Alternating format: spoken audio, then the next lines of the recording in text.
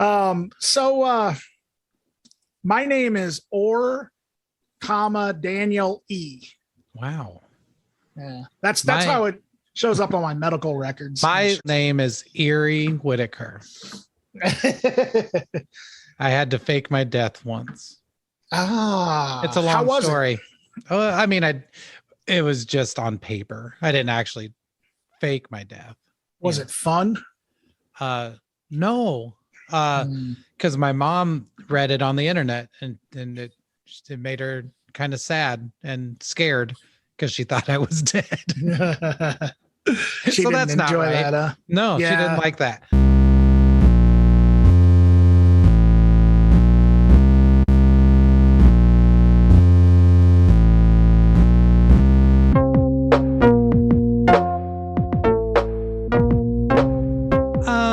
So here's the deal, y'all. We were supposed to have Sam Kester on this week, and we had some scheduling issues, and we're rescheduling that. So anyway, we decided to take this opportunity to do another episode focusing on one band, and it's one of our favorite bands together, and that band is They Might Be Giants. So, but before we delve into that, there's a couple of things that we have to discuss at this point, because they are still current enough that I feel like we need to get this out of the air.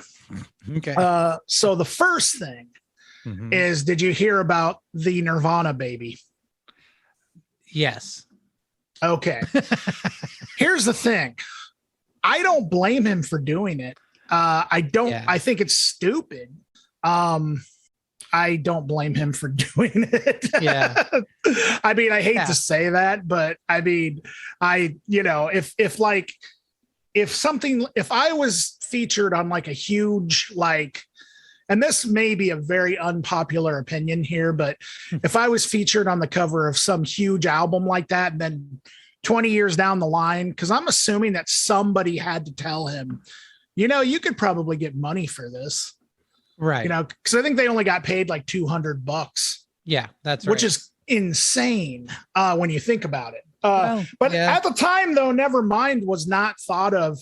It wasn't anywhere near on the label's radar as being like this huge legendary record. In fact, they didn't press enough of it. Do you remember this, Eric? Yeah. Mm-hmm. Yeah, I remember there was a shortage of Nevermind, and the first pressing had Endless Nameless. Anyway, the reason why I'm saying that is because we're all broke right now, and I this may be horrible, but I would probably do it if somebody advised me. The thing about it, I don't know. This is my take. Is first of all, the idea that you are owed more money than just a modeling fee is a whole separate issue, right? Because that's sort of predicated on the idea that baby on the cover is what made the record sell. Right. And that's not necessarily the case, I would guess, for most people. I don't think, oh shit, a baby album, I'm going to buy that. No, they probably saw the Smells Like Teen Spirit video and liked the song. And I think that's true, but I don't think the cover hurt. No, I don't think it hurt anything. And I think there's a whole other discussion there, but presentation, we've talked about presentation on this show. Yep. And there's no doubt in my mind that was whoever came up with that idea, that was a masterful presentation. Right. I think it was an effective album cover, but the specific baby is a pretty nominal element of that. That's true. But the thing also though is he didn't have a say in it, and that's kind of fucked. Yeah, no, that actually is I guess I should have added that to why I said that. Right. It's basically just made myself sound greedy, but well, it's kind of like the Olsen twins, I actually love to hate watch Full House. Uncle Jesse is my nemesis. I severely hate him. I'm not making this up. I've watched the entire series of Full House probably 5 or 6 times. It's a really fun thing for me. But the thing is, those girls did not have a say in being in that show. And that is actually kind of screwed up, I think. Yeah. Like they had to be in front of the camera, and obviously this is a little different than the Nirvana Baby, but they didn't have the opportunity to say, I don't want to be on camera. I don't want to be on film. I don't want to grow up in front of America. And so their sort of animosity towards that experience, I really do. I think it's kind of screwed up. So, well, I don't know. And add that, I mean, they also didn't have a say in saying, I don't want to have a website counting down when I turn 18. Do you remember that That's shit? a lot of gross stuff. Yeah. That was just insane. Yeah. Right. And that also was kind of just hoisted on them because of decisions they didn't have any part in making. So I understand that element of it too. But again, I don't know. The design element of it is one thing, like the typesetter who did all the lyrics or whatever isn't like, oh, this was a really successful album, so I'm going to try to get more money out of it. It's like, just because something's successful doesn't mean you get to go back and say, well, now I want more. That's true. But then again, that's not this kid. That was his folks. Exactly. And the folks had to sign some sort of release, I would think. And so it's a little more complicated than just, oh, this guy's greedy and an idiot. I think that he has a point, and should he be awarded for someone using his image without his consent? Maybe. Yeah. I think that's actually pretty legit. So. What I'm actually surprised by is the actual amount that he's not really asking for that much. It's not like too crazy. Considering I think he's asking for 150,000 from 5 or 6 different sources. Yeah. So it's less than $1 million. When you add that up, it's not like anybody from Nirvana's estate's going to be suffering, probably. No, not at all. But also, I mean, aside from all that too, there's the popular take that I'm kind of reading is like, okay, this guy recreated the image so many times. Yeah. And now all of a sudden he's like, going back. Here's the thing though. He can still, even when he's like partying with people and using that as an excuse to get laid or whatever, because that's what people are claiming, and I believe he even claimed that, he basically has been living this wonderful life. But, here's the thing, you can still be traumatized by an image that is out there that is you, even if it is you from, years ago when you were just a toddler.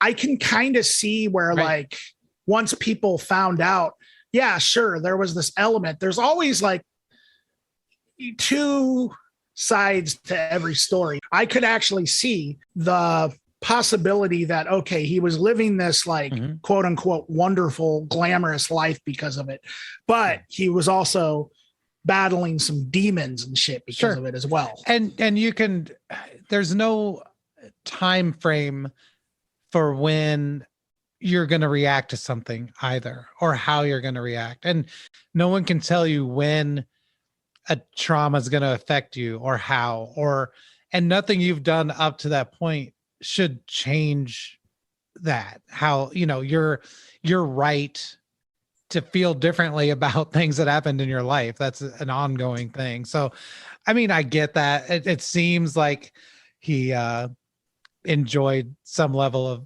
notoriety because of it, and even played along when they did other shoots and things like that. But that it sort of feels like victim blaming at that point. It's like, well, he did all this, so he doesn't get to feel this way. It's like, well, that's fucked up. So exactly. And there's so much to unpack. There really is. It doesn't seem like there would be, but I think there is. One thing that can definitely be said is we are certainly living in strange times, and they keep getting stranger and stranger. That's true.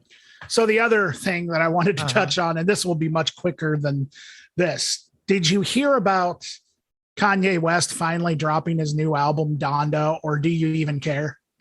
Well, no.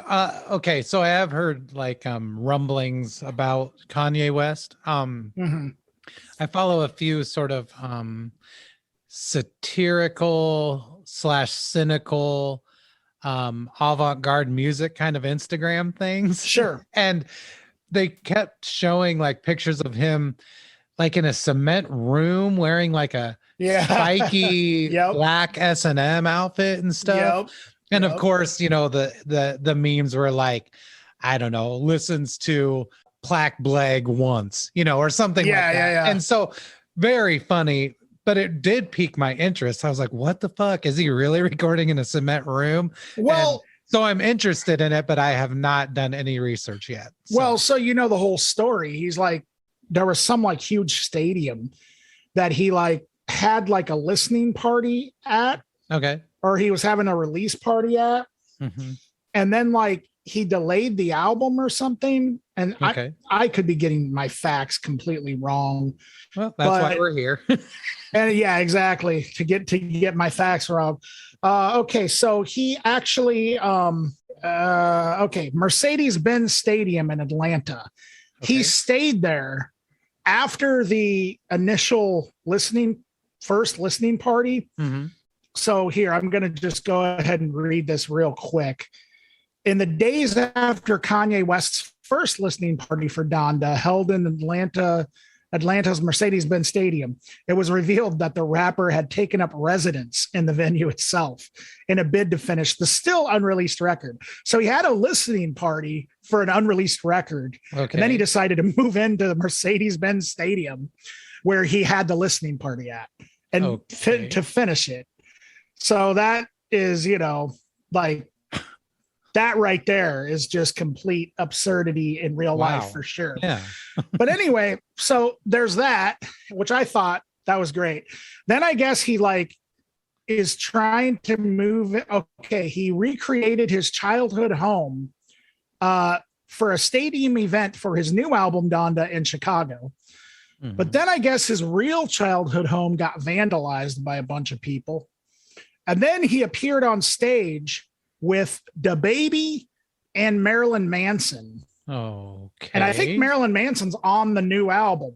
And he's a Christian rapper. And it's right. The spectacle of Kanye West, man. It's fantastic. I love the weirdness involved in it. And I don't even know all the details, but it's just this whole Donda listening party. It's like, just when you thought he couldn't top his shenanigans, now he's got this Donda record, which has 27 songs and is an hour and 48 minutes long. Okay. Yeah. So Kanye West appears on stage with DaBaby, who DaBaby just was under fire for making like these sort of homophobic comments. Okay. And he got kicked off. He's this new, do you know who DaBaby is? No. He's a newer rapper. And I guess he made some like comments at a festival about seeing two guys in the back of a Jeep in the parking lot or something. Okay. I'm not really sure what it was, but anyway, he actually ended up getting kicked off of other festival dates. And okay. Again, if anybody's listening and I'm getting all of this wrong, feel free to correct me if you contact me or just let this be wrong or whatever. But anyway, all I know is that DaBaby like ended up getting kicked off a bunch of festival dates for being homophobic and like nobody, I mean, I don't think very many people want to work with him at the moment. And then Kanye appears on stage with DaBaby and Marilyn Manson, I believe at the listening party.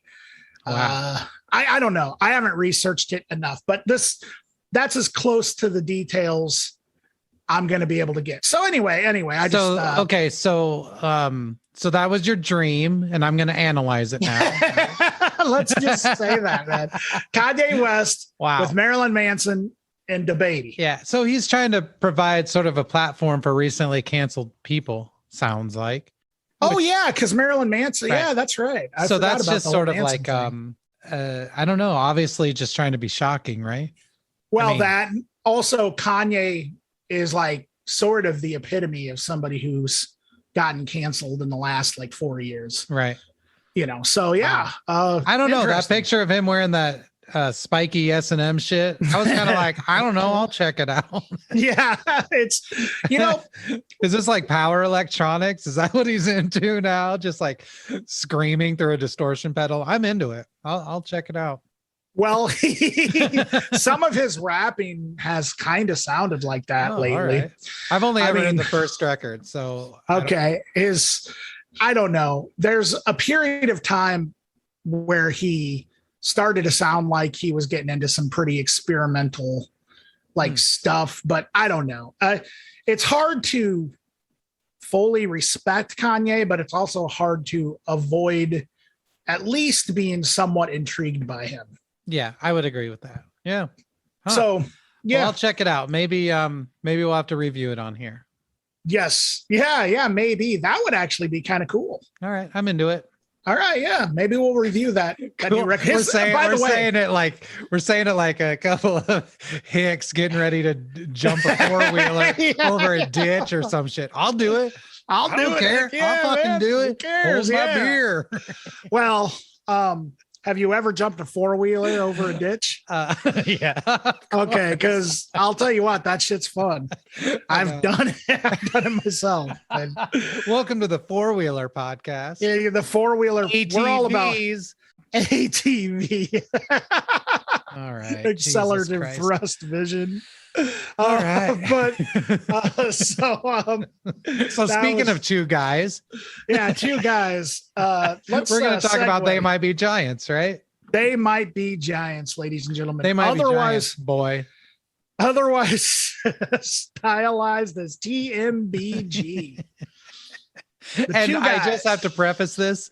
If you're listening to this and you're some kind of copyright hound or something, there's no way I'm not singing so much copyrighted material in this episode. I just deal with it. I mean, Go ahead and shut us down. But anyways, so They Might Be Giants. Yeah. Do you want to talk about how you discovered They Might Be Giants, Dan?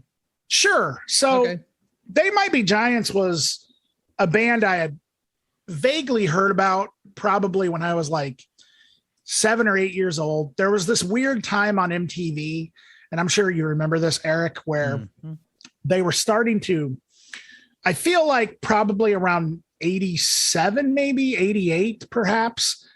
They were kind of starting to, there was something happening where they were kind of just like not just playing the same videos over again. I'm not sure when 120 minutes started, but there was definitely like kind of some more stuff happening in the underground or alternative music scene. Obviously that blew up to the 100th degree around 92, but we were starting to see like there was that one special where there were a bunch of bands that performed, and then Daniel Johnston just randomly showed up and performed like one of his songs, like on air. And that's something that is just, you would never see happen again. I don't think. So, I started to hear about like the Red Hot Chili Peppers around this time too. Cause my sister was kind of starting to make the transition, who she's 7 years older than I am, but she was starting to kind of make the transition from listening to 80s hair metal to listening to alternative rock. So she was kind of starting to get into, Chili Peppers a little bit, and Jane's Addiction, I guess, kind of came a little bit later, but that was her big band. And I was kind of starting to, I was hearing things like Faith No More and Anthrax around the same time too, so the Real Thing on cassette was, I wore that out. Yeah, but for sure. They Might Be Giants kind of came up. I honestly don't remember the first time I heard the name They Might Be Giants. It might've been, maybe they were nominated. I seem to think that they were nominated for like best alternative act in like 1990 on the MTV Video Music Awards or something, or maybe like best new act or something. I could be completely wrong. But it seems like that's kind of where I might have heard that name, but nonetheless, it was a name that always stuck with me. And then a friend of mine told me that he really liked They Might Be Giants in high school. Mm-hmm. And I had never really actually listened to them, but by the time I actually heard them, I was well into punk rock. Mm-hmm. And I remember looking at the song listing on their CDs and mm-hmm. thinking, okay, yeah, these guys have to be a punk band because there's like 19 or 20 songs. And so I'm guessing they're a punk band. Like each song is like a minute long, and this is going to be like Minor Threat or something, you know, or whatever, you know? And then to my surprise, that wasn't the case at all. And my best friend was playing a mixtape. You remember those mixtapes on cassettes, Eric? That you would make for your friends and stuff? That you would make for your friends? Yeah. He was listening to this mixtape. This is actually my best friend, Travis, who, mm-hmm. you know, and it had Whistling in the Dark on it. Nice. And I was like, who is this? They Might Be Giants. I was like, you're kidding me. I thought they were a punk band. He's like, no. What made you think they were a punk band? I was like, well, because there's like 20 songs on their album. Yeah. Right. That was my whole reasoning for thinking they were a punk band. For sure. And then I loved the song so much that I just went out and got Flood. And then I went down the rabbit hole and got Lincoln and the self-titled, mm-hmm. and then Apollo 18, then John Henry, and then Factory Showroom had just come out. It was mm-hmm. like a new album at that point. Okay. So I also got Factory Showroom, and before you knew it, I was singing along to every song from They Might Be Giants and just mm-hmm. loving this band. Yeah, so that's pretty much how I got into They Might Be Giants. How about you, Eric? Oh, I wanted to say maybe I should have gone over this at the top of the episode, but okay. How this is going to work, what we're going to do, we're going to go through their discography through the release of Then, which is Then was a re-release of the first two records plus some extra stuff. And since they made that sort of delineation in time, we are also going to do that. So the last full length we'll be covering will be Factory Showroom. So, mm-hmm. And we're also going to we're going to talk about each record, and we're going to pick our favorite song from that record. And then we're going to pick our favorite record. Essentially, I have so much to say about They Might Be Giants. We're going to split this into two parts. So this will be the first episode. We're going to cover the self-titled, Lincoln, Flood, and Miscellaneous T. So I just wanted to say that real quick. So yeah, my experience with They Might Be Giants starts in 1988. And it starts with me seeing the video for Purple Toupee on MTV. And for some reason, I thought, so this is very similar to your story. I thought they were like I thought they were kind of heavy, and I'm not joking. I was, this was around the same time, 87, 88, when I was sort of finding out about punk, and I was getting into skateboarding and stuff. And so like, I was basically through the Misfits, I was finding out about punk and stuff instead of metal. And so when I first heard Purple Toupee and saw the video, I was like, well, these guys are dorks, but this guitar tone's like actually kind of heavy, you know? And so I went to Musicland at the mall and bought it, and I brought it home, and it was not heavy metal. So like I said, very similar to your experience. About Lincoln, and mm-hmm. I didn't know what the hell to think of it. The only things I had ever really heard that were sort of like that, maybe the Dead Milkmen, and maybe like shit, I don't even know, like Weird Al in a weird way, you know, mm-hmm. Which it was maybe Barnes and Barnes, like Fish Heads, you know, yeah. some of them were novel things because I had listened to Dr. Demento before that, but it didn't seem like a similar kind of thing. When I heard Lincoln, I was like, well, this isn't novelty, but it's not very serious either. And it's really dorky. And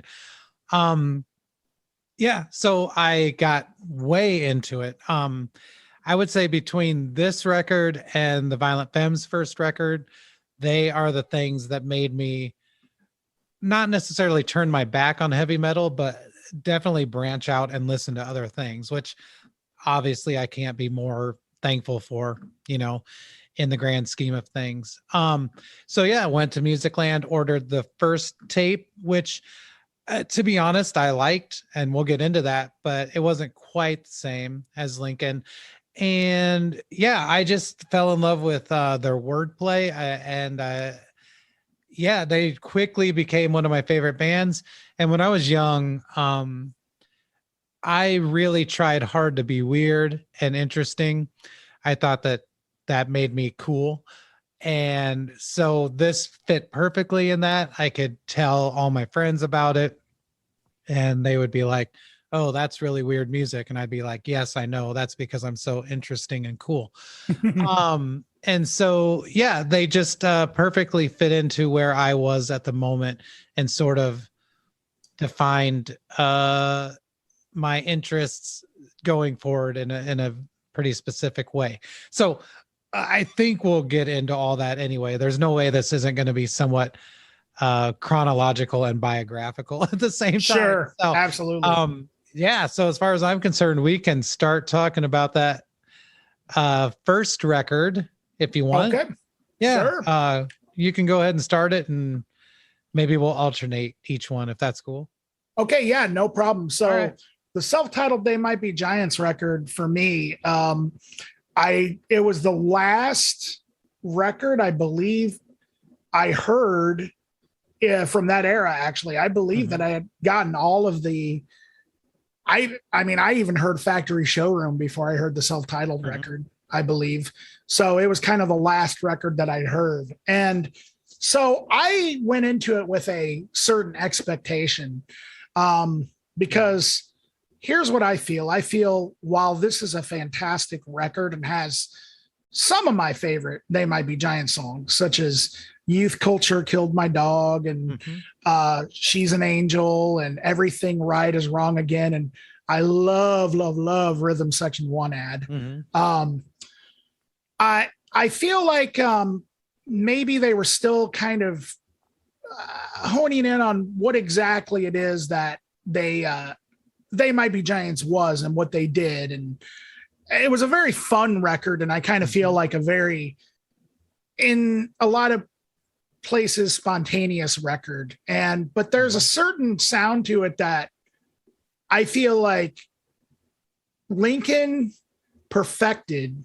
And I'll get into that when we talk about Lincoln. But you know, there's a few songs on here that I don't necessarily mind not listening to, not because I think they're bad songs or anything like that. It's just overall, I think that this is like if I were to rank it 4 out of 5, it would be a solid like 4 for me, you know.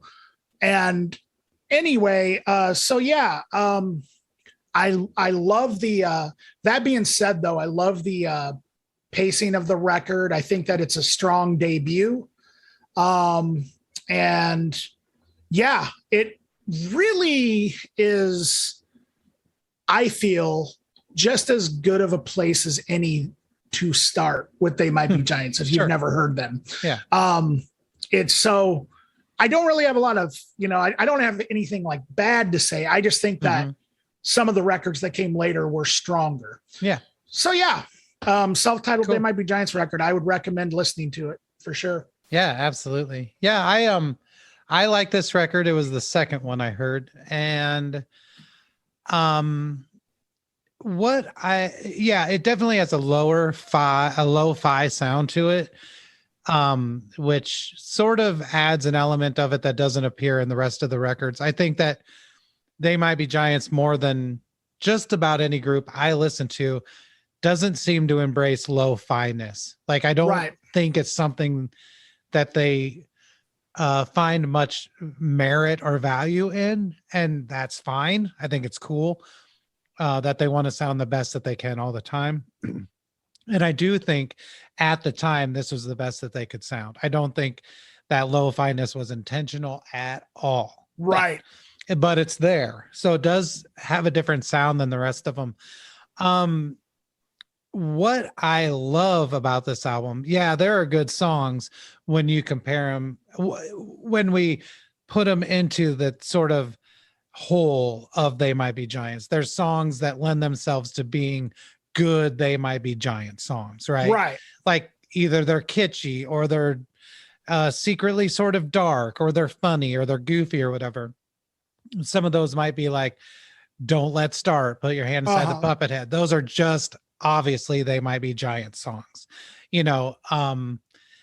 but one thing I do like about this is I think that more than any other record, we're hearing their influences on their sleeves a little more than on the other records. And I think that's because they figured out what they sound like, and that's what they did from that point on. But there is a lot of weird shit on here too, like just straight out of the gate, everything is wrong again. It's 2 minutes, 20 seconds. It's actually 1 minute and 10 seconds long. And then they play the whole song in reverse. Like, it's kind of screwed up. And like Toddler Highway, Rabid Child, Boat of Car. Boat of Car. All of these songs are weird as shit. And I think that there's probably a Residence influence on those songs. Absolutely. Or a Frank Zappa element that isn't necessarily explored as much on the following records. Those songs are weirder and more experimental than a lot of things that came after, if more than anything that came after. So I appreciate it for that. And I do think all of the things we are going to hear from They Might Be Giants for the rest of time in perpetuity is represented on this record. Absolutely. So that's pretty impressive. Most things aren't sort of like fully formed with the first outing, like even your favorite TV show. I'm sure that it's like, oh yeah, the first season kind of sucks though, or the first episode doesn't really, it's rare that something's just like fully formed. And I feel that this is. So that's sort of my take on it. And some of the songs are amazing. Actually, most of the songs are amazing. So I don't think you said your favorite. So I'll say my favorite and then you can tell us your favorite. How's that? Oh yeah, that's right. I didn't say my favorite. So my favorite on here, it was about a 4-way tie, as all of these are going to be. But I think She's an Angel really does it for me. You know what? What? That's mine too. Hey, that's nice. Absolutely my favorite. Is it the slide guitar? It's the slide guitar, and it's also the lyrics that are just so like, They Might Be Giants. And yes, you're totally spot on about the foundation of They Might Be Giants was already set 100% with this record. They Might Be Giants are masterful, and they're really almost, I would argue, almost the only band I can really think of that successfully blends tragedy, absurdity, and comedy. Like, I guess, like you were kind of talking about the Weird Al element a little bit more than any other band. Whereas like this song is, I'm sure it could be maybe open to interpretation, or maybe I'm just missing an obvious thing here. But to me, it just totally, it's this gorgeous song with these lyrics that, like, I met someone at the dog show. She was holding my left arm, but everyone was acting normal. So, like, tried to look nonchalant. We both said we really love you. The Shriners loaned us cars. Yeah, none of it makes any sense. Yeah, it makes no sense. But at the same time, you get the feeling that it's some sort of love song. Yeah, like, for sure. That's what about a real angel. About a real angel. And it takes, like, they're masters at this, like, almost complete mind fuck. Yeah. But then they somehow like they put it in like a pop song that you just can't help but sing along. And I often wondered if that's almost like a reference or a satirical take on sort of like the idea that in pop songs, lyrics don't really matter. Sure. A lot of times I've often wondered if that was kind of what they were touching on, like subliminally, but I think they're just also really, really smart. Yeah. Very, exactly. Like I'll be the first to admit a lot of stuff in their songs goes right over my head. And still to this day, I can't figure out what the hell some of it is. Yeah. Some of it even means. But I do have to a couple of honorable mentions that. Oh, I got to say one thing about She's an Angel real fast. Okay, sure. My favorite part of She's an Angel is in the chorus, and they're singing so fast and they're singing so many words that when they sing, you can't hear, there's no air some. You actually run out of breath. Yeah, you run out. Yeah, exactly. That's genius. It is very into genius. the song to have to run out of breath, and you're going to run out running out of breath. Holy shit. So good. That's some meta shit, dude. There was also, oh no, that's fine. I also love the song Number 3. Yeah. That's another good one. Yeah. And then what's the one you were talking about, the really overly weird ones? What's the one that's like, my room's uncomfortably small, I was born in a lighthouse. Is it Absolutely Bill's Mood? Yeah, Absolutely Bill's Mood. Right. Like, yeah, it's these moments that you're just like, what the hell, and youth culture killed my dog. But then also, nothing's gonna change my clothes. Really pretty song. Yeah. You were talking about metal. Well, the most metal they ever got was on this record, and that's She Was a Hotel Detective. Like that song. Oh, that song is so great. I remember when I first heard it, I was thrown off because I was like, "What?" Yeah. Like, I never thought They Might Be Giants would ever do a song that sounded like this. And that's one of the things I love most about They Might Be Giants is they taught me the unimportance of genre. Yeah. And I think that's cool. I think you can have, like I said, I thought they were a heavy metal band. And it's like, yeah. And then when I found out they weren't, I didn't care because I was like, well, these are really good songs. So yeah, that's a pretty big deal for someone who before and after is kind of obsessed with genre, unfortunately. Absolutely. So absolutely awesome. You want to go on to Lincoln? Sure. Lincoln. All right. The second record, man, this is a masterpiece to me. I mean, I think every single thing they did on the self-titled record, they like I mentioned, because really when you actually compare this record, you can almost compare this record to the first record without it really kind of being apples and oranges in terms of kind of the sound of it, except that the first album is a little bit more lo-fi. But with this record, I feel like while they laid the foundation for They Might Be Giants on the first record, I feel like they smoothed it over on this record 100%. I feel like the songs are more developed on this, like right out the gate. And what's the correct pronunciation of it? Is it Anna Ing? Yeah. Anna Ing. Okay. Yep. I could never get that wrong, but right out the gate, this is like just a fantastic song. It's an amazing song. Oh yeah, absolutely. And then Cowtown toes that line between weirdness and, like definitely has that Dr. Demento Weird Al it's sort almost of novelty. Sure. Yeah, almost novelty. But then you got like Lie Still Little Bottle, which seems to be about alcoholism. I'm sure that is what it is, or at least it's about some sort of addiction, maybe. Yeah, they touch on that a number of times. Quite a bit. Yes. Yeah. That's another thing. They Might Be Giants are just fantastic at like being extremely dark, but making it sound like they're smiling when they're singing. That because John Linnell every time he sings, no matter what it is, it could be the most heartbreaking, depressing thing. He sounds like he's smiling when he's singing. Yeah, I think so. You know, way more so than Flansburgh. Flansburgh has a little bit more of a monotoneness to his voice, almost like more of a bass, but not really. But I actually think of the two, Linnell or Flansburgh might actually have the weirdest voice of the two. Even though I do think Linnell's voice is also very unique. That's the thing. Neither one of them have vocals that can be mimicked by anyone. And that's another thing. Like, I truly don't think there's any other band that sounds like they might be Giants or could ever sound like they might be Giants, at least when it comes to pop stuff. Like you said, there's definitely like a residence type influence going on.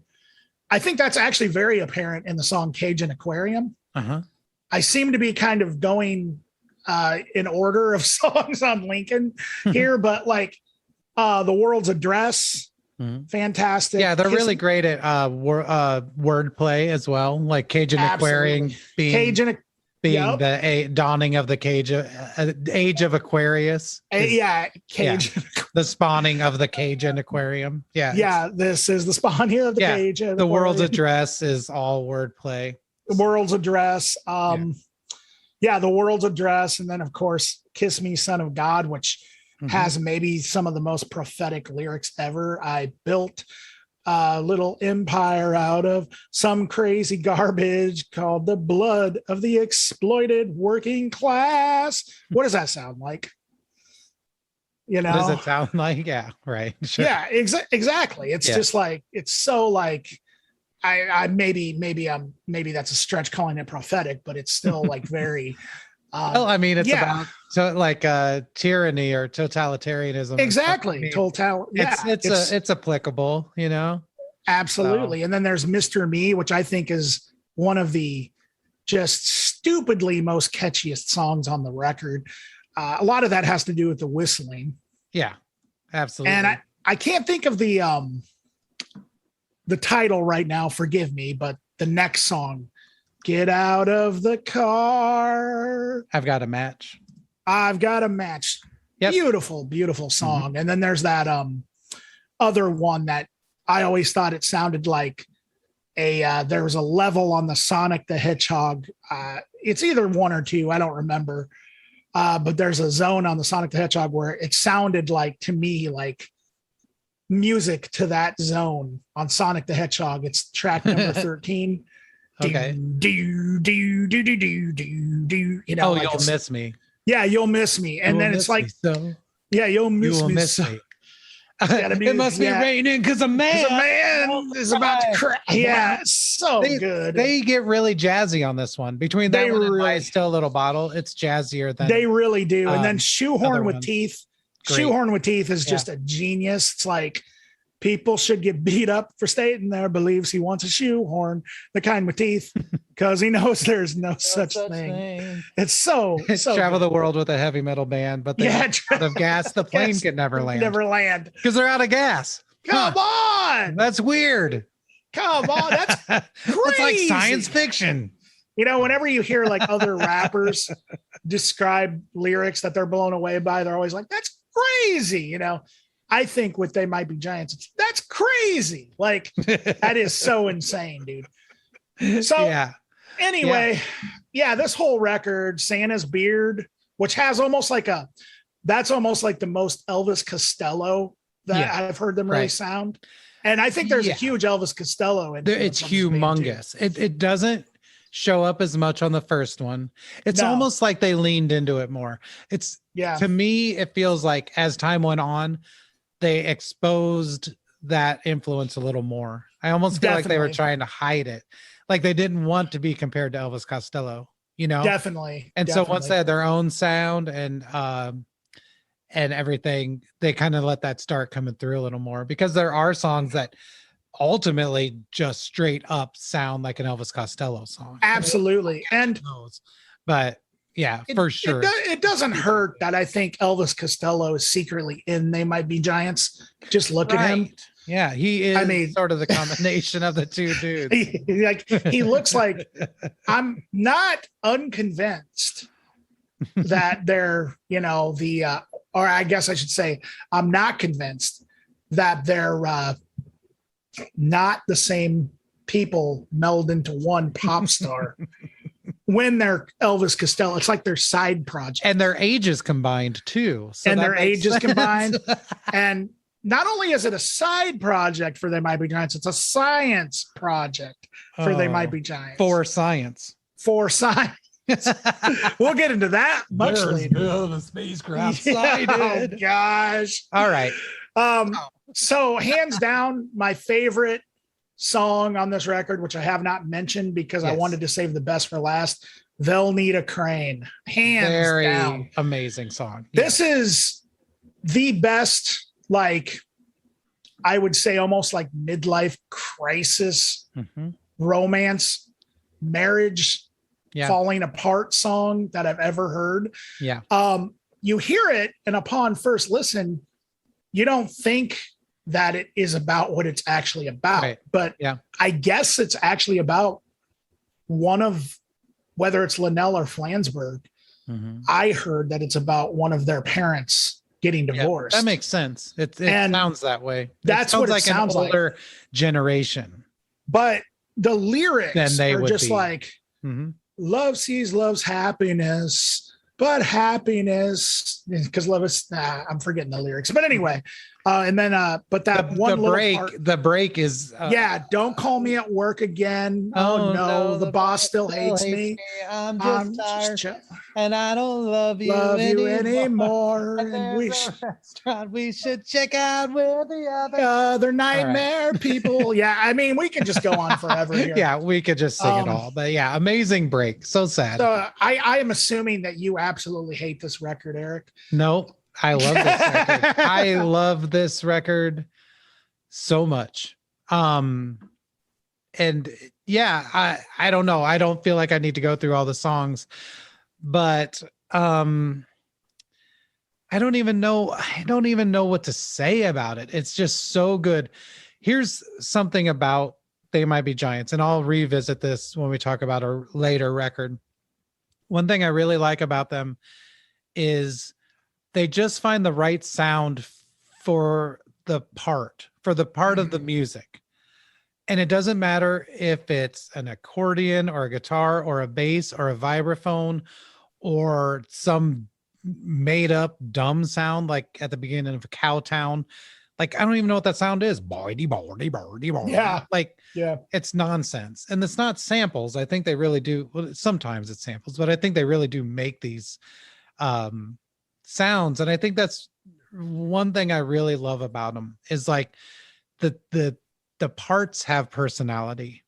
And I think that comes through. But yeah, I love almost every moment of this album.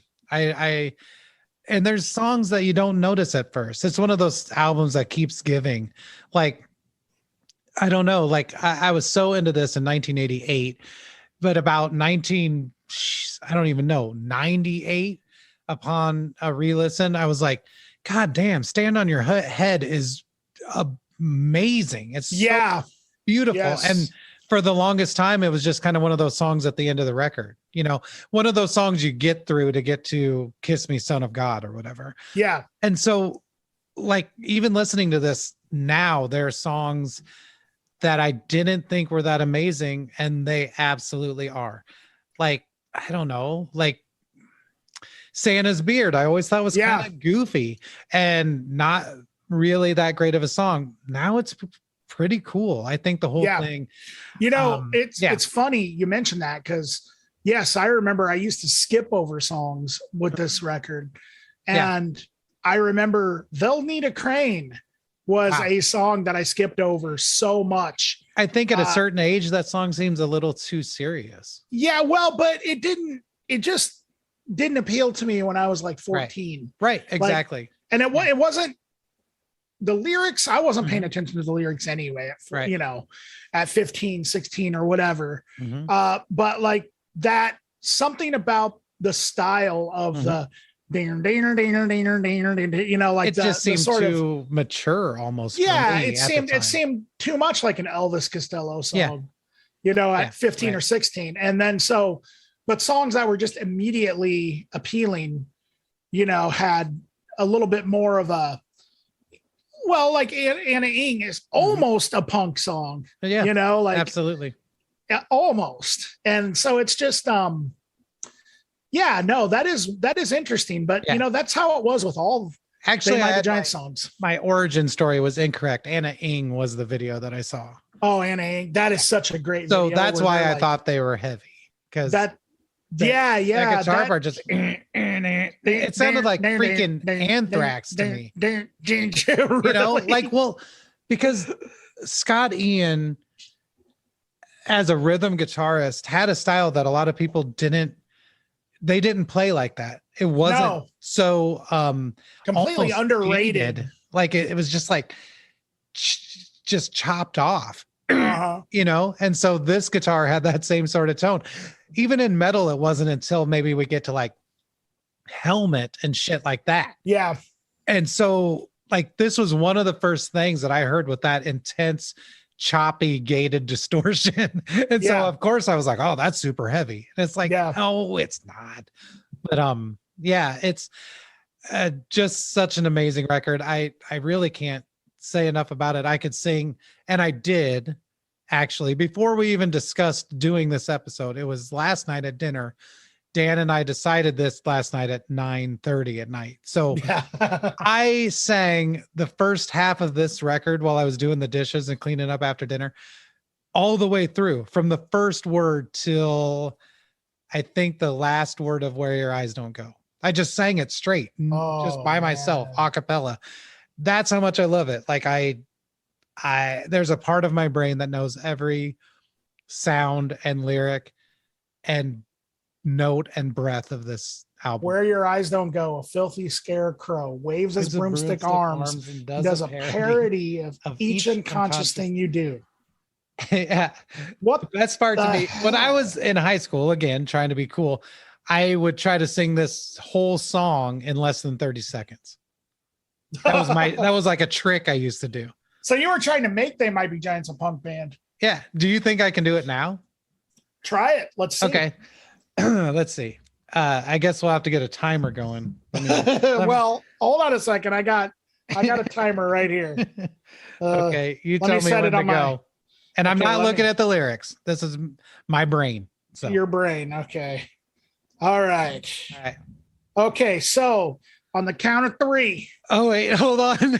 I'm getting the yips now. I'm getting psyched out. It's like, dude, we should get psyched out more often on this show. That sounds like a lot of fun. Okay. All right. Okay. Just okay. Okay, I'm ready. All right. 1, 2, 3, and go. Where Your Eyes Don't Go, Phil the Scarecrow waves his broomstick arms, does a parody of each unconscious thing you do. When you turn to look, it's gone behind you. On his face, storing your confused expression. Where your eyes don't go. Where your eyes don't go, a part of you is hovering, a nightmare that you'll never be discovering. You're free to come and go. A chocolate curse below this fair of eyes in the back of your head. Every jumble of wild person has a thinking part that wonders what the part that isn't thinking of. Should you worry that the skull is in front of you, or is it worse because there's always waiting? Where your eyes don't go, where your eyes don't go. A part of you is hovering, a nightmare that you'll never be discovering. You're free to come and go. A chocolate curse below, but there's a pair of eyes in the back of your head. Where your eyes don't go, Phil the Scarecrow waves his broomstick arms, does a parody of each unconscious thing you do. When you turn around to look, it's gone behind you. 30 seconds is up. Where Your Eyes Don't Go. Ding, ding, ding, ding. You went a little over, but that was still pretty damn good. 35 seconds. Dude, that is, you know what? Oh my God. That is, you should pat yourself on the back for that one, man. All right. That is. I mean, I haven't practiced since about 1992. Yeah. Well, hey, that was still knocking off the rust a little bit there. Yeah. You know? Anyway, wow. I'm glad we worked that in. Since that's the one that you were trying to do in 30 seconds, is that your favorite song off the album? Nope. I've Got a Match is my favorite song. I've Got a Match is an amazing song. I think most of mine are going to be those sort of romantic-y kind of ones, you know? Sure. Those kind of get me. So which one are you going to try? 30 seconds? I was going to say, how about in 30 seconds? How about I try They'll Need a Crane?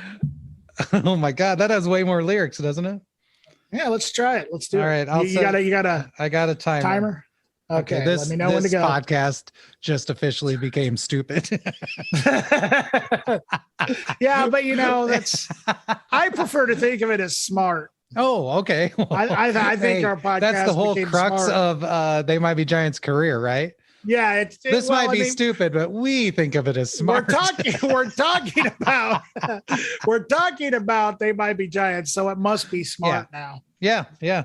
Or it could be, wow, this is really smart, but we actually think it's stupid. Yeah. All right, I'm ready when you are. Do you want a countdown? Yeah, let's do a countdown. Or a drum roll? No, I'll do a countdown. All right. 3, 2, 1, go. Love sees loves happiness, but happiness is love is sad and sad up. Well, hey, I tried. That was 9 seconds. 9 seconds. So there you go. I sang They'll Need a Crane in 9 seconds. I beat you. Damn. Well, shit. I'm gonna have to practice that. My gosh. That would be great if we started doing They Might Be Giants battle raps. Like, so you have to rap like They Might Be Giants songs. Make a gun with a hole perpendicular to the name of this town. In a desktop world. Well, we better move on to Flood. Oh, yeah, that's right. We're better keep this baby going. We've made it through 2 records. Okay, so we're on record number 3, which is Flood, which is amazing. This is I'm not going to spend too much time on this record because I almost feel more than any other They Might Be Giants record, there's just not a lot that needs to be said about this record. It's just from beginning to end a masterpiece. Every single thing, from the theme from Flood intro to Birdhouse in Your Soul, which is such a crazy theme and such a crazy song. Lucky Ball and Chain, the cover of Istanbul, not Constantinople. What I really like about this record, I think even more than Lincoln, there were songs that just kind of remained hidden from me for years. Because I actually kind of avoided, for whatever reason, probably about the last half of this album quite a bit. But you really dig deep. Women and Men, Road Movie to Berlin. And the song They Might Be Giants. So many great things. Whistling in the Dark is really fun. This is really where They Might Be Giants, if they kind of polished up things with Lincoln, not in terms necessarily of production, because like I said, I feel like the production of the first 2 records, even though the first one is a little more lo-fi than Lincoln, there was still this indie sort of, I don't necessarily want to say rawness, but it was definitely like not as polished as this record. But that being said, it's not a bad thing at all. This is where, like, I feel the best songs, some of the best songs from They Might Be Giants come from. Twisting, We Want to Rock, which, I didn't realize for the longest time that you're talking about the play on words element. Right. We Want to Rock. That's genius. And then I love the part where it's like, everybody wants prosthetic foreheads on their real heads. Yes. Just all of a sudden. It may be the most They Might Be Giants lyric. Absolutely. It's up there. Yeah. It's so, like, talk about going into left field. And then there's that song, Minimum Wage, which I think is just hilarious. Like, it's just like, it's almost like a hip hop skit.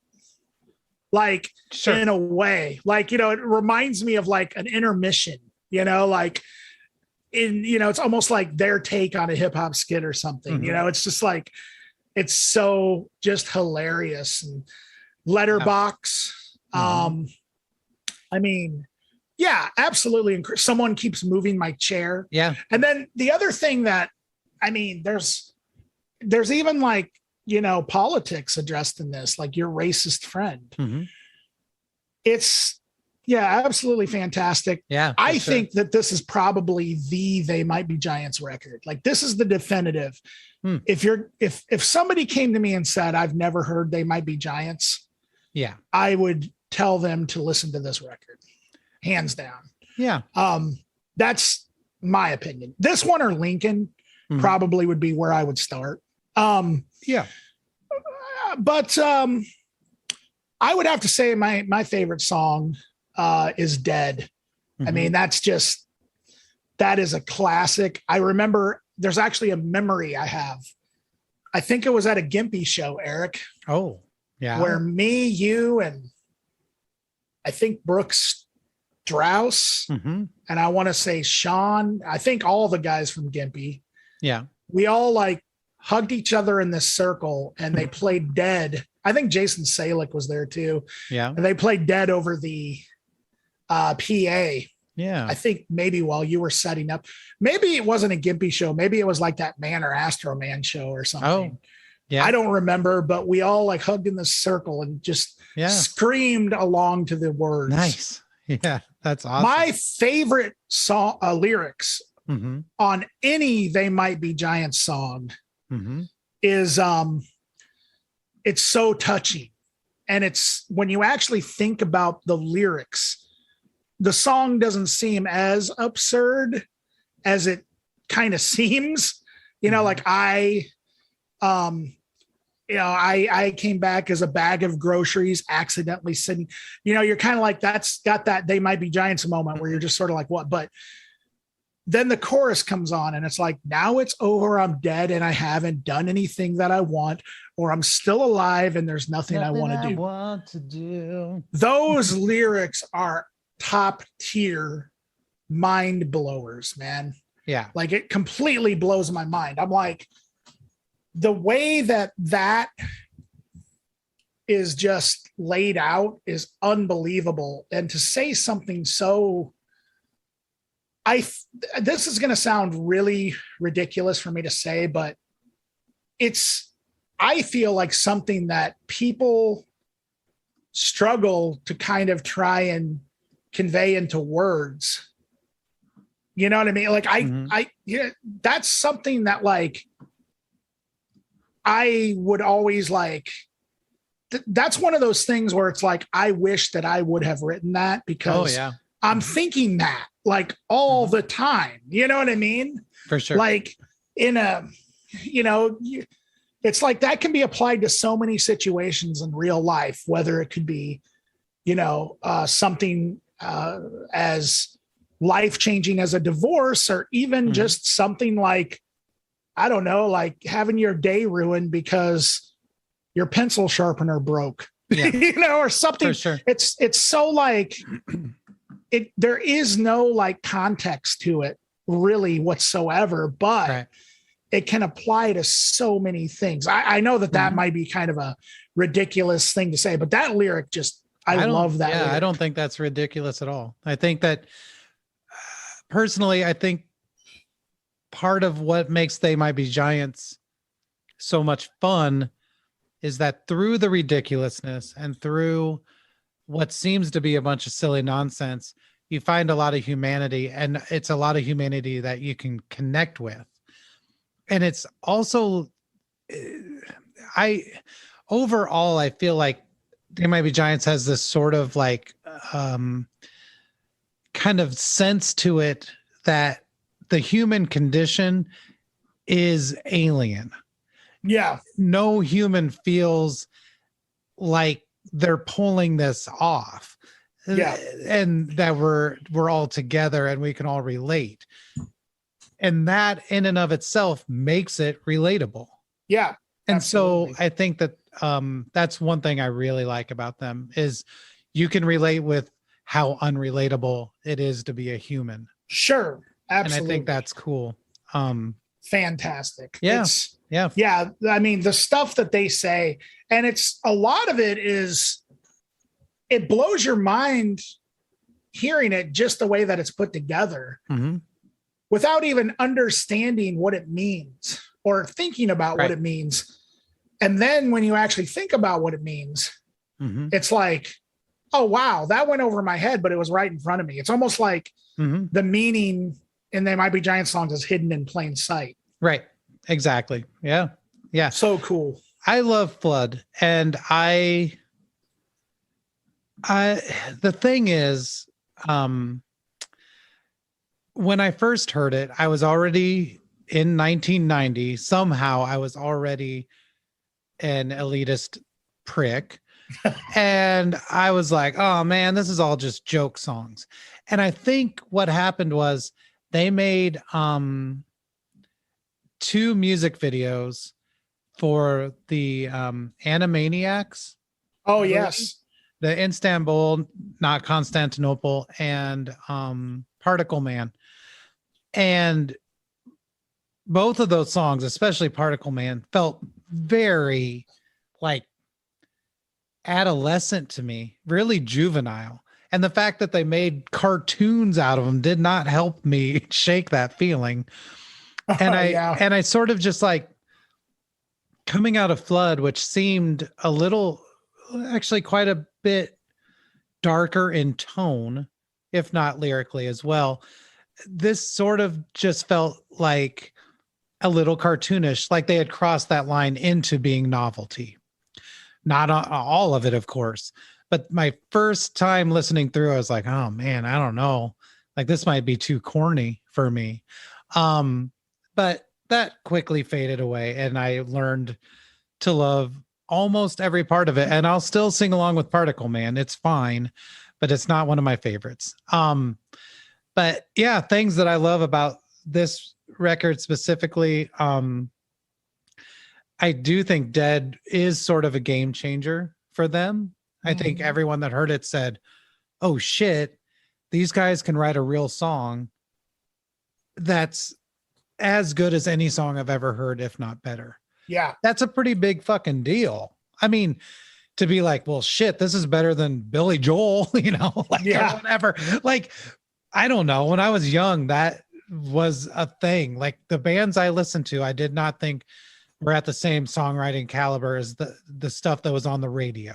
And that doesn't mean I like the stuff on the radio. I just thought, oh, they know how to write songs. Whereas maybe Black Flag doesn't, or maybe Cannibal Corpse doesn't, or maybe the Dead Milkmen don't. I didn't know for sure if they could write songs that were good or not, but They Might Be Giants came along and proved that they could write a song every bit as beautiful and good as anyone else I'd ever heard. Yeah. That's kind of a big deal. I loved in Twistin' when they mentioned the DBs and the Young Fresh Fellows, because I got into 2 new bands out of that deal. Yes. It's pretty sweet. I like the sound of everything. I like the sound of Letterbox. I like the intro of like the crazy ass thing. Like there's still so much experimentation going on with the noises and the sounds. Anyway, my favorite song on this is Sapphire Bullets of Pure Love. Oh, that is such a great song. It's amazing. And like I said, I'm probably going to keep picking sort of the romantic ones. I just think they're a nice showcase for the songwriting and the sounds and the voices. And it needs to be said, their harmonies are tight. They're not Everly Brothers tight, but they are freaking tight. And I love that. And it's usually not even proper harmonies. It's not fifths and thirds, and it's not sung like a hymn. They just add some stuff that's like fun to sing along with it, you know? Yeah. And there's rounds elements of it, repeating parts like the end of Birdhouse in Your Soul. The whole last freaking minute of them is just doing 2 different parts over each other. Yeah. It's great though. I think they came into sort of understanding their strengths and on Flood. And that's what I take from that record. So. Totally agree. I also think it needs to be said that I think, whether directly or indirectly, this album had an influence on a lot of pop music. And what I mean by that, or at least things like rock song, like light rock songs that were huge in pop culture. For example, I can see this being an influence, and I don't remember what year the show went on the air, but the I'll Be There For You, the Friends theme song. Yeah. Like, in all seriousness, I can see, like, maybe this is a stretch, but I could see, the main songwriter in that group, what were they called? The Rembrandts or something? I think that's right. Yeah. Being like, I love They Might Be Giants, so I'm going to write like, almost like They Might, maybe that's a stretch. I can see that. But I hear that. And then also, I think this is a stretch, but I want it to be true. So I'm going to say that it is. Mm-hmm. So I'm going to lie right now. Okay, great. And that is, the Proclaimers, I Would Walk 500 Miles. See, now that might be impossible because I do think that song's very old. That's exactly it. It came out in 1988. So there's no way Flood could have influenced it, but I'm going to say that it did because I want it to exist that way. Well, Lincoln very well might have been an influence. It very well could have, but I doubt it because it came out in 1988, the same year. Yeah. Regardless, I don't care what anyone says. That is a great song. Oh, I like that song a lot. Honestly, I could imagine Linnell and Flansburgh writing that song too. Like, hell, maybe it's the other way around. Maybe the Proclaimers had an influence on They Might Be Giants. You just never know. Yeah, it's also, though, I do think that they might have had an influence in a certain way on a certain type of music. And what I mean by that is stuff that is somewhat novel, but taken seriously and presented seriously. So I'm just going to list off a bunch of bands that I have always thought probably owe some level of gratitude or debt to They Might Be Giants, which is the Bare Naked Ladies. Yes. The Crash Test Dummies. Yes. Smash Mouth, or the Eels is who I was thinking of. Eels. Right. Yes. So I think they did have an impact on bands like that. Also, even something like Soul Coughing. But sure. Yeah. Do you know who actually listed They Might Be Giants as one of his biggest influences? No. Mark Hoppus from Blink-182. Really? So, wow. I mean, they inspired Blink-182, I think. Nice. At least with Mark Hoppus and his bass playing. That's interesting. Wow. It is interesting, but it also really isn't that. If you really dissect, I don't know how much you've actually listened to Blink-182, but in high school, I actually listened to the album Dude Ranch quite a bit from Blink-182 when I was in high school. And I still enjoy some Blink-182 myself, but there's an element of absurdity and, it definitely is stupid and juvenile to some of those early Blink-182 songs, but there's a lot of humor in it too, that I could see that they might have gotten from something like They Might Be Giants, even though I would say They Might Be Giants humor would be more sophisticated. Right. I could see where some pop punk kids were like, hey, I really like Lucky Ball and Chain, or something like that. You know what I mean? Like, that's a really great definitely song, I think that, They Might Be Giants is a dork band. Very much so. We've talked about dork bands on here before. We have, I think. And but yeah, I think they fit very firmly with Ween and just other things that seem funny or weird or strange or whatever. And that's okay. That it's not a real genre, but everything from Ben Folds 5 to I don't know. It all is somewhat similar. It has this Weezer even. Yeah. So this pro dorkness to it all, Yeah, absolutely. And I think that's cool. Yeah. So, all right. So Miscellaneous T was essentially sort of like B-sides and a couple of dial-a-song things. Dial-a-song was this thing that They Might Be Giants created way back in the day. It might even predate the first record. I don't know, but it's that old. And it does predate the first record. And then they listed it or advertised this. It was like Movie Phone or something essentially, but every day they would just have a new song on there that you could listen to. And that shit ran. I don't even know when it stopped. I know that I still called it in high school. It ran for a long time. And it may still exist. I have no idea. Yeah, but, it does.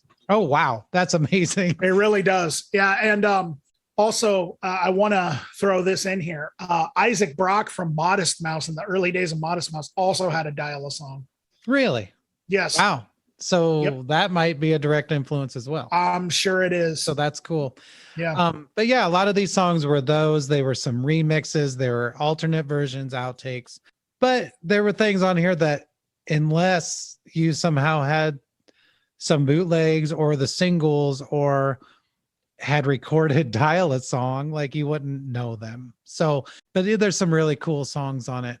So yeah, this is just a B-side record. Right. Yeah. Not just a B-side record, but yeah, it's a B-side record. So, yeah. So I'm sure you've heard all of those. So yeah, God, there's so many good ones here. Like We're the Replacements, When It Rains, It Snows. The famous polka is absolutely insane.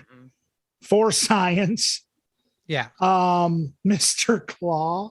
Oh, Mr. Claw is so good. A claw is a claw. Mr. Claw. The famous when I heard that.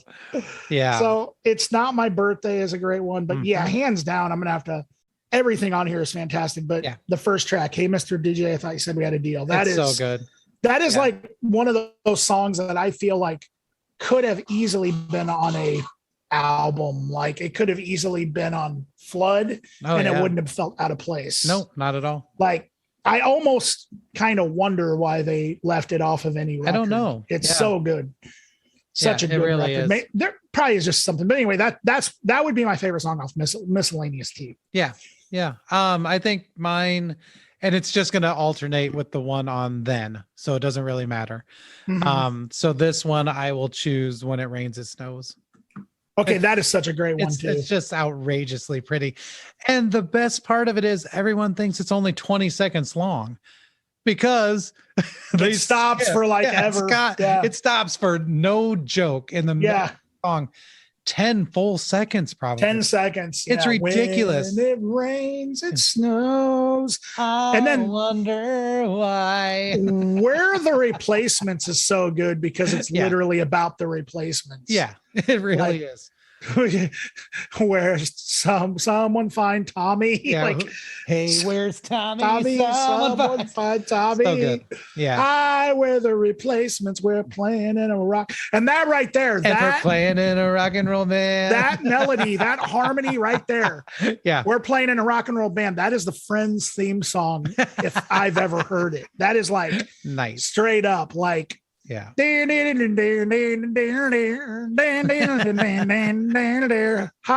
we're the replay. There's one song, In the World We Call Our Home. There's lots of room to roam. Yeah, what is Rhythm that Section song? 1 ad. Yeah, Rhythm Section 1 ad. Yep. I actually wanted to somehow create a sitcom just to use that for the theme song. Yeah, dude. Like the whole sitcom should be about a band looking for a rhythm section. Seriously, though, what it goes into, he sings, "Do you sing like olive oil on purpose?" The other one's going, no. Yeah, that's so just such a beautiful, stupid moment. Man. I love it. It is a very stupid Do you moment. Sing like so olive oil on purpose? Yeah, that is so good. Okay, so Miscellaneous T. Most of it's going to be also covered when we talk about Then, and so we don't have to get too into that right now because we'll be covering it again. So yeah. We're going to go ahead and end right here. Thank you for listening, everybody. Yeah. Thanks for listening to part 1 of the they. That's hard to say. The they might be giants. We already have an episode called The They too. The they. Yeah. All right. So just so everyone knows, at 4:30 on Thursdays is when we're going to start uploading new episodes now. 4:30 in the afternoon, not in the morning. Yeah. Because it's much easier for us to upload new episodes at 4:30 in the afternoon. Than 4:30 in the morning or even 10 in the morning. So please look for us there. And we'll also post on the old Instagrams and Facebooks when it's up, so you won't forget.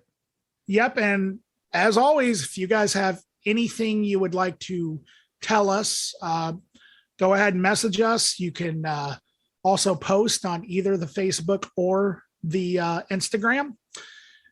We'll be here for you. Yeah. Hopefully you guys are all. Yeah. We'll be here for you. We'll be here for you. Hopefully you guys like They Might Be Giants as much as we do. Yeah, because otherwise you're getting 2 episodes, whether you want to or not. Yeah. And if you don't already hate, if you don't like them already, you'll hate them by the end. You'll hate them even more. Yes. I would still recommend going to check them out if you think you hate them, though. Yeah. You might find something that you like. You never know. You never know. Keep trying. Also, if any of you have heard Kanye West's new album, please let us know. Let us know if it's worth us reviewing. Yeah. Reviewing it. And so. All right. We'll see you all next week. See y'all next week. Have a good one, everybody.